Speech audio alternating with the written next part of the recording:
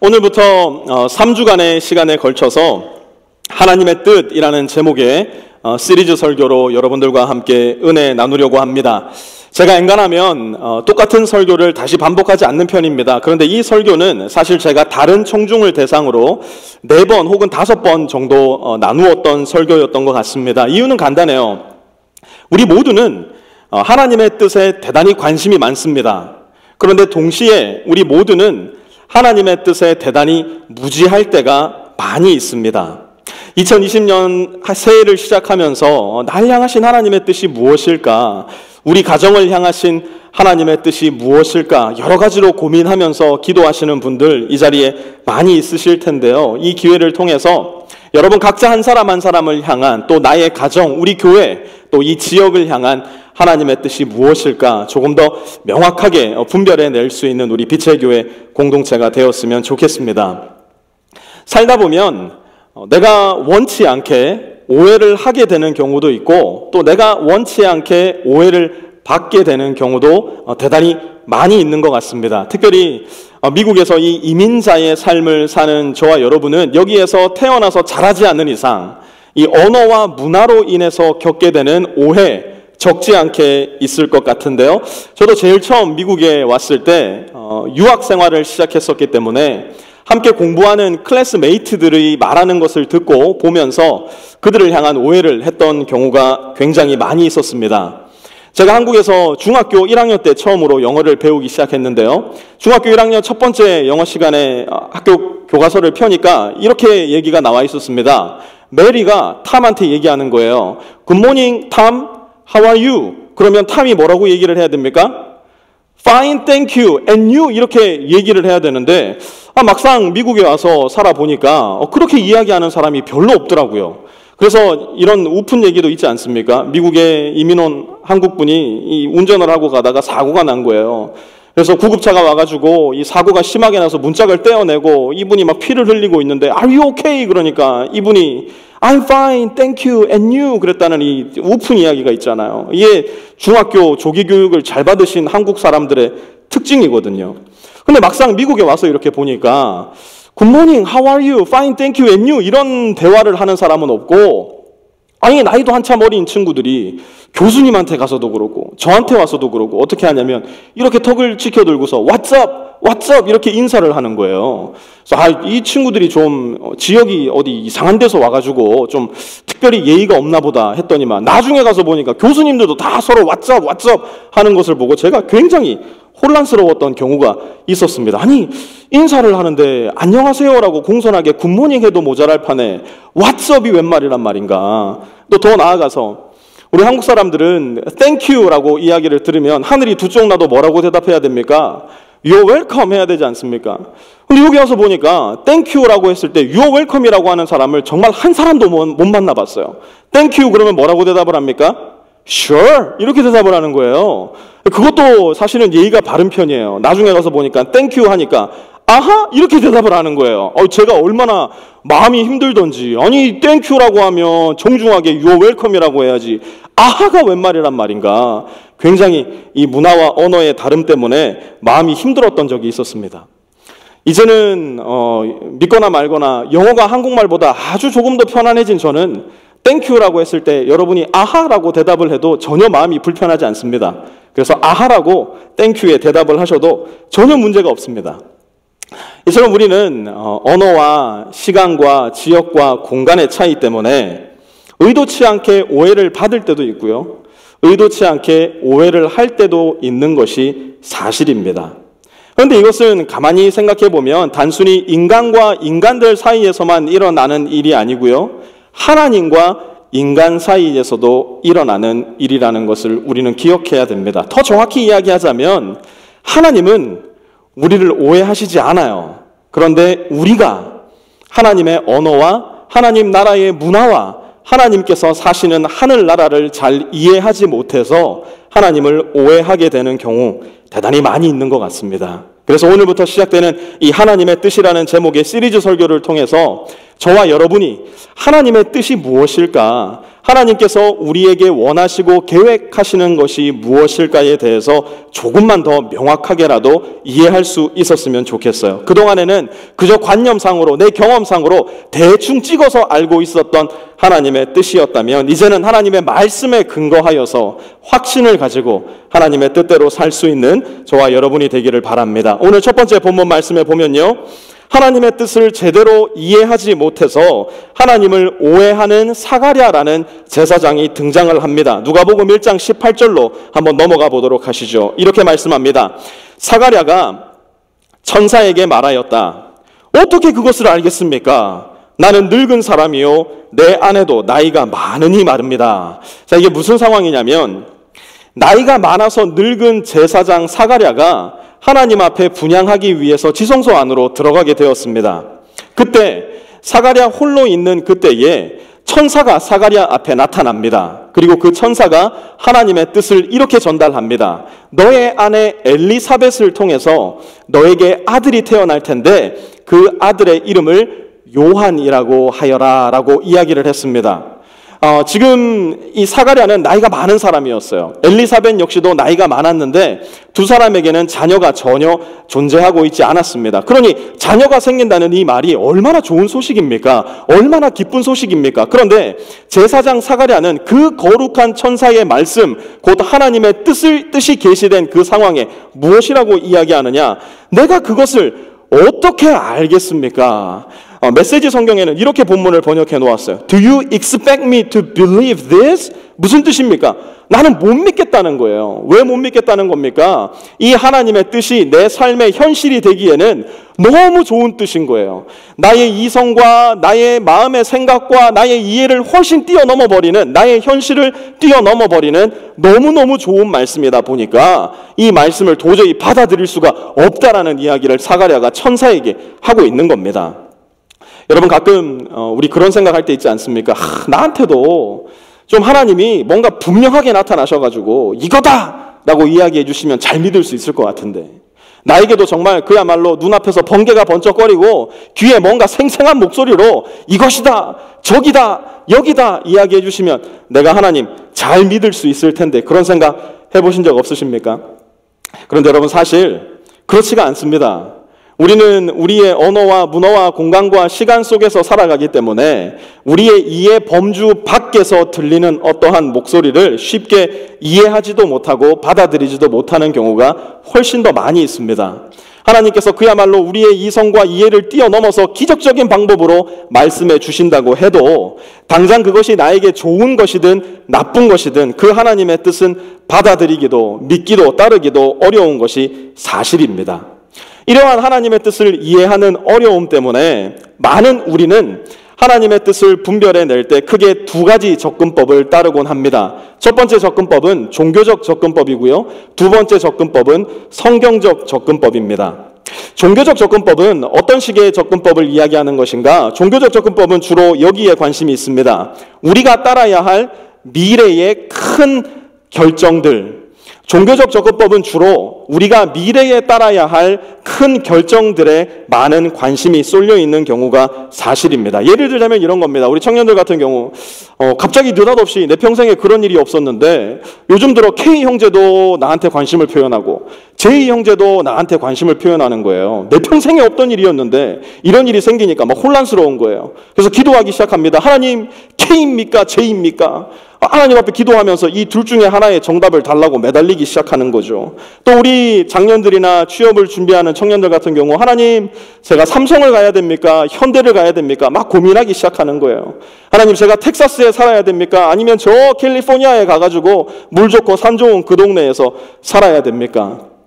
종교적 접근법은요 늘 우리를 두 길 혹은 그 이상의 길 중에 단 하나의 길을 선택해야 된다고 강요하는 특징이 있습니다. 그러다 보니까 하나님의 뜻을 분별하는 일에 이러한 종교적 접근법을 따를 때 우리 삶에는 필연적으로 몇 가지 컴플렉스, 강박관념이 드러나게 되는데요. 제가 이 강박관념의 이름을 4가지로 한번 만들어 봤습니다. 여러분들 한번 잘 들어보시면서 내가 하나님의 뜻을 따를 때 이러한 특징이 있구나, 내가 하나님의 뜻을 따를 때 이러한 강박관념들을 가지고 있구나, 한번 여러분들 스스로를 시험해보는 시간을 가지셨으면 좋겠습니다. 하나님의 뜻을 따를 때 몇 가지 길, 2가지 길 중에 하나의 길만을 선택해야 된다, 이 접근법을 따르는 사람들이 겪게 되는 첫 번째 컴플렉스의 이름은 What if 컴플렉스입니다. 이게 아니면 어떡하지? 만약 그 길이 아니면 어떡하지? 라는 컴플렉스예요. 그때 K 형제를 만났어야 했으면 어떡하지? 그때 삼성을 가야 했다면, 그때 캘리포니아로 이사를 가야 했었다면, 우리가 미래에 따라야 할 구체적인 하나의 길이 있다라는 생각은 내가 그 길을 선택하지 않음으로 내 인생을 망쳐버릴 수도 있다라는 끔찍한 공포심으로 우리를 몰아갑니다. 그리고 이 컴플렉스는 자연스럽게 2번째 컴플렉스로 이어지는데요. 2번째 컴플렉스의 이름은 should have 컴플렉스입니다. 그때 그랬었어야 했는데 라는 컴플렉스예요. 어려움에 부딪힐 때마다 내가 그때 그 결정을 하지 않음으로써 후회하는 거예요. 내가 그때 그렇게 결정했었어야 되는데, 내가 그때 이 남자 말고 이 오빠를 만났었어야 되는데, 내가 그때 삼성을 갔었어야 되는데, 내가 그때 텍사스에 남았었어야 되는데, 그러다 보니 지금 현재 걷고 있는 그 길 가운데 하나님께서 저와 여러분을 위해서 예비해 놓으신 수많은 은혜와 복들을 내 발로 걷어차버리는 경우가 너무너무나도 흔하게 생기더라는 겁니다. 2번째 컴플렉스는 또다시 3번째 컴플렉스로 이어집니다. 3번째 컴플렉스의 이름은 컴플레인 컴플렉스입니다. 만약 내가 선택한 길이 틀렸다면, 그래서 그때 거기 말고 여기로 갔었어야만 했다면 이라는 생각이 우리 마음을 지배하고 있다면 자연스럽게 우리 마음에서 솟아나오는 자연스러운 반응은 하나님을 향한 원망입니다. 하나님 그때 내 길을 막으셨어야죠. 하나님 그때 전능하신 손을 펼치셔서 내가 가는 길을 막으셨어야죠. 왜 저를 그대로 내버려 두셨어요? 하나님께서 바로 그 시간에 바로 그 장소에서 여러 가지 은혜와 복을 주시려고 준비하고 계신데 하나님께 원망을 쏟아내니까 이 하나님의 은혜와 복을 받지 못하는 경우 대단히 많이 있더라는 것이죠. 그런데 여러분, 이 원망 컴플렉스의 근원이 뭔지 아십니까? 우리가 오늘 얘기하고자 하는 4번째 컴플렉스인데요. 컨트롤 컴플렉스예요. 왜 원망하는가? 왜 그때 그랬었어야 되는데 라고 생각하는가? 그때 내 길이 틀렸더라면 어떡하는가? 왜 그렇게 생각하는가? 우리 안에는 내 인생을 내가 완벽하게 컨트롤하고 싶다는 욕심이 있기 때문에 그래요. 더 나아가서 내 인생을 완벽히 통제함으로 말미암아 내가 내 인생의 신이 되고자 하는, 하나님이 되고자 하는 그 에덴의 근원적인 교만과 욕망이 여전히 저와 여러분 마음 가운데 남아있기 때문이에요. 그렇다면 반대로 이러한 종교적 접근법이 아니라 하나님의 뜻을 분별하는 데 있어서 성경적인 접근법을 따른다면 거기에는 어떤 특징들이 있을까? 하나님의 뜻을 분별하기 위해서 성경적으로 그 하나님의 뜻을 가만히 들여다보면요, 하나님의 뜻은 온통 무엇에 관한 내용이냐, 하나님의 뜻은 온통 무엇과 관련이 있는 것이냐 한번 따라해 봤으면 좋겠는데요. 우리가 따라야 할, 다시 한번 따라해 봅시다. 우리가 따라야 할 현재의 작은 결정들, 특별히 성령의 내주하심으로 인해서 우리 주 예수 그리스도와 늘 날마다 동행하는 삶을 살 수 있게 된 이 은혜의 시대에 사는 우리들에게는요, 이 현재의 작은 결정들을 통해서 하나님의 뜻에 반응할 수 있다는 것을 우리가 알 수 있는데요. 오늘 2번째 본문인 누가복음 16장 10절 말씀을 한번 같이 보도록 하겠습니다. 지극히 작은 일에 충실한 사람은 큰 일에도 충실하고 지극히 작은 일에 불의한 사람은 큰 일에도 불의하다. 잠깐만 복습을 하고 계속 말씀을 진행하도록 하겠습니다. 하나님의 뜻에 종교적으로 접근을 할 때, 종교적 접근법을 따를 때 우리 삶에는 어떤 부분에 대한 관심이 많게 되는가? 미래에 일어날 큰 결정들에 많은 관심이 집중된다고 말씀을 드렸어요. 그런데 하나님의 뜻에 성경적으로 접근을 하다 보면 우리가 관심을 쏟게 되는 부분은 어떤 부분인가? 우리가 따라야 할 현재의 작은 결정들을 우리는 더 사랑하게 되고 집중하게 되더라는 이야기입니다. 설교가 끝날 때까지 이걸 잘 붙들고 계시기 바랍니다. 주님은 언제나 저와 여러분에게 어제를 강요하거나 미래를 강조하시는 것이 아니라 지금 현재 우리가 살고 있는 지금을 강조하신다는 사실을 잘 기억하셔야 돼요. 더 나아가서 현재를 말씀하실 때에 우리가 해낼 수 없는 큰 거 한 방, 화끈한 거 한 방을 이야기하시는 것이 아니라 무엇을 말씀하시는가? Little things. 세번역 성경에 보니까 그냥 작은 일도 아니고 지극히 작은 일이라고 말씀을 하고 계세요. 저와 여러분의 인생을 향하신 하나님의 뜻은요, 어쩌다 한 번 내려야 되는 큰 결정들에 집중되어 있는 것이 아니라 우리 매일매일 삶의 현장 속에서 매일매일 반복해야만 할 아주 작은, 지극히 작은 것과 지극히 작은 일에 집중된 경우가 더 많이 있더라는 겁니다. 여러분, 어쩌다 한 번씩 내려야 되는 큰 결정 지혜롭게 잘 내리고 싶으시죠? 실패하고 싶지 않으시죠? 그러려면 오늘 하나님께서 우리에게 보여주시는 하나님의 지극히 작은 일, 지극히 작은 뜻에 순종하는 연습을 잘 해나가셔야 돼요. 만약 오늘 내가 그 연습을 잘 해나갈 수 있다면 1년 뒤, 10년 뒤에 내려야 될 큰 결정에서도 하나님의 뜻 가운데 순종하실 수 있는 여러분을 발견하시게 될 거예요. 그런데요, 여러분, 복음서와 특별히 사도행전을 반복해서 읽다가 보면요, 예수님을 만난 사람들의 공통점이 하나가 등장을 합니다. 예수님을 만난 사람에게는 누구나 할 것 없이 한 가지 공통점이 등장을 하는데 그들은요, 늘 과거나 미래가 아니라 현재에 집중해서 살았다는 것을 우리가 볼 수가 있습니다. 이것이 무슨 말인가? 성경에 등장하는 수많은 믿음의 사람들은요, 예수님을 만나고 나서, 예수님을 믿고 나서 모두가 인생에 큰 변화가 찾아왔는데요. 그 변화가 어떤 변화냐? 그들은 모두 현재, 지금 알고 있는 하나님의 작은 뜻에 순종하며 그들의 삶을 살아가기 시작했어요. 여러분, 거라사에 귀신 들렸던 거라사의 광인의 이야기 다 잘 알고 계실 겁니다.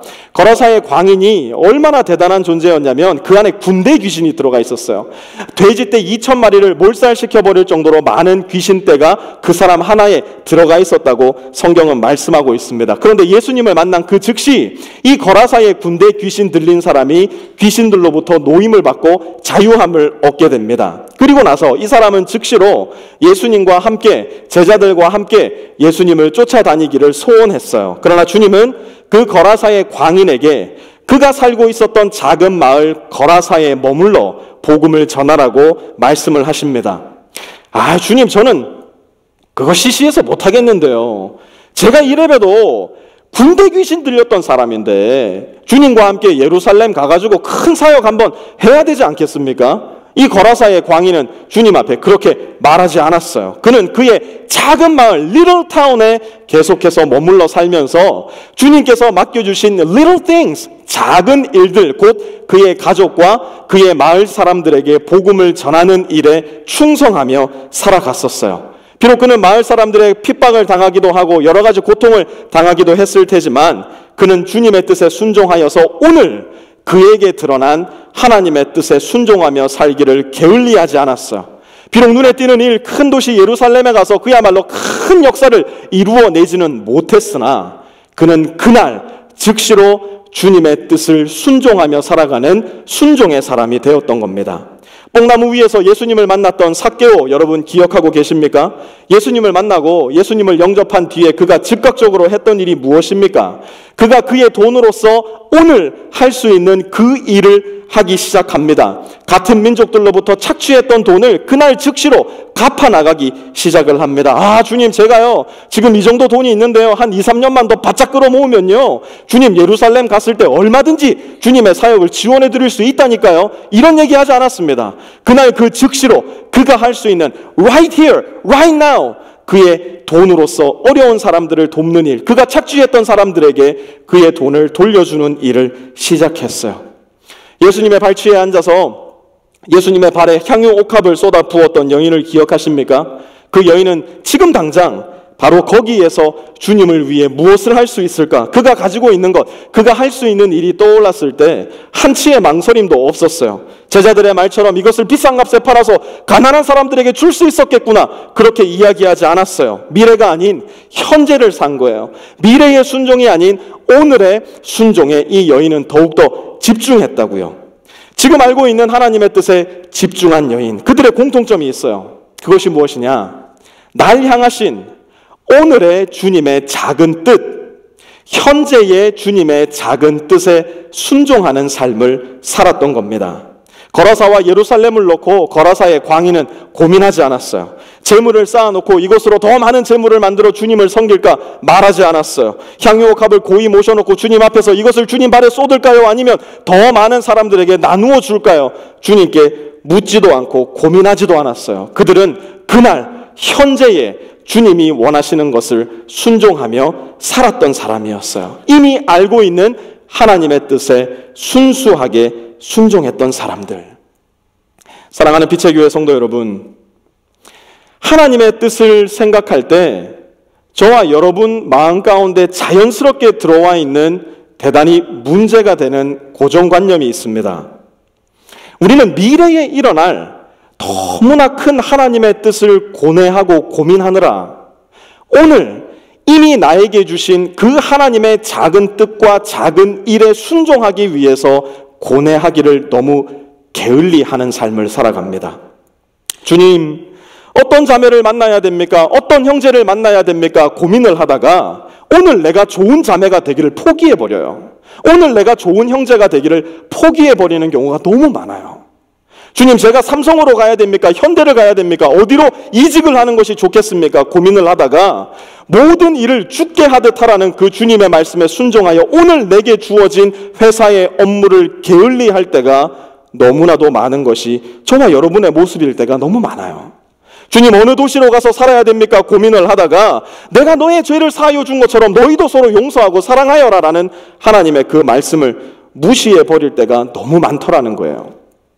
미래에 일어날 하나님의 큰 뜻을 찾으려고 너무너무 고뇌한 나머지 오늘 이미 알고 있는 하나님의 뜻대로 살고자 하는 고뇌가 사라져 버렸다는 겁니다.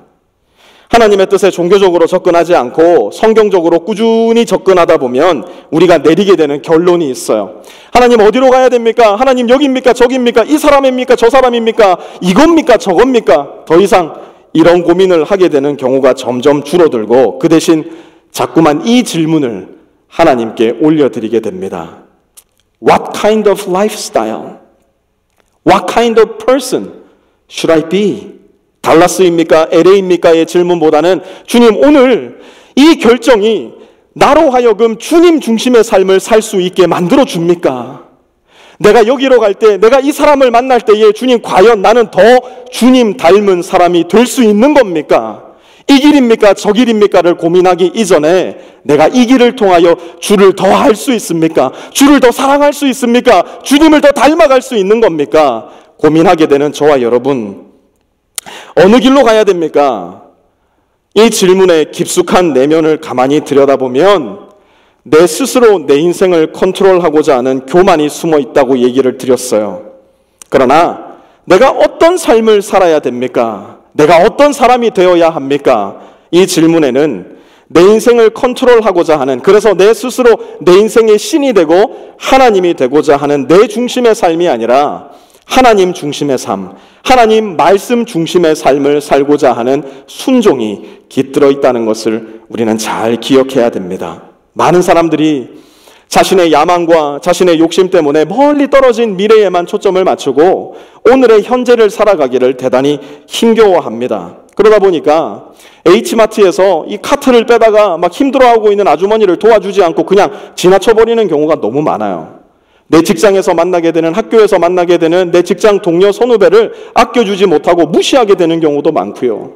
내 집에서 힘들어하고 살림 때문에 버거워하는 아내를 도와주기를 게을리하는 남편들, 하루 종일 일하고 들어와서 힘들어하는 남편에게 좀 더 쉬어라고 배려해 주기를 미워하는 아내들도 사실은 대단히 많습니다.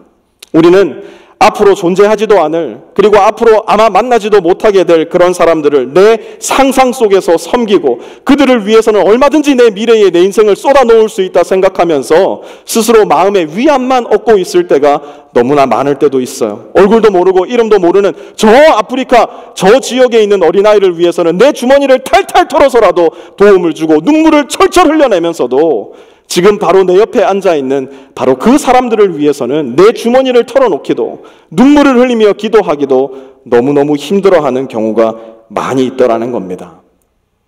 사랑하는 기체교회 성도 여러분, 저와 여러분을 향한 바로 오늘, 바로 여기에서의 하나님의 뜻은 무엇일까요? 우리가 바로 여기, 바로 지금, 바로 이 사람들과 함께 순종할 수 있는 저와 여러분을 향한 하나님의 뜻은 무엇일까요? 저는 하나님이 아니기 때문에 저와 여러분 개개인을 향하신 하나님의 뜻은 다 알지 못합니다. 그러나 여러분은 아실 거예요. 바로 지금, 바로 여기, 바로 이 사람들을 향한 하나님의 뜻. 거라사에 군대에 귀신 들렸던 사람처럼, 뽕나무 위에 올라갔던 삭개오처럼, 예수님의 발치에서 향유 옥합을 깨트렸던 그 여인처럼 예수님은 오늘도 바로 지금, 바로 여기에서 하나님의 뜻에 순종할, 작은 하나님의 뜻과 작은 하나님의 일에 순종할 사람들을 찾고 계실 거예요. 중세의 유명한 신학자 토마스 아 캠피스는 이렇게 말했다고 합니다. 엄청난 것은 예수님에게 중요하지 않다. 엄청난 것은 예수님에게 중요하지 않다. 미래의 엄청난 것이 아닌 오늘의 지극히 작은 일, 저와 여러분이 이미 알고 있는 바로 그 하나님의 뜻이 여러분 마음 가운데 있을 거예요. 지극히 작은 일이지만 동시에 지극히 하고 싶지 않은 그 하나님의 명백하고도 분명한 뜻이 바로 있을 거예요. 그것을 순종해내는 일, 그것이 바로 오늘 말씀을 통해서 저와 여러분에게 요구하시는 하나님의 뜻일 거예요. 오래전 어느 왕이 자기 나라의 통치 철학과 이념을 세우기 위해서 심히 고심하고 있었다고 합니다. 그 자신과 나라를 통치하는데 근본이 되어줄 지혜를 찾기 위해서 여러 가지 책들을 읽고 여러 가지 지혜자들과 함께 이야기를 나누어 봤지만 답이 나오지 않더래요.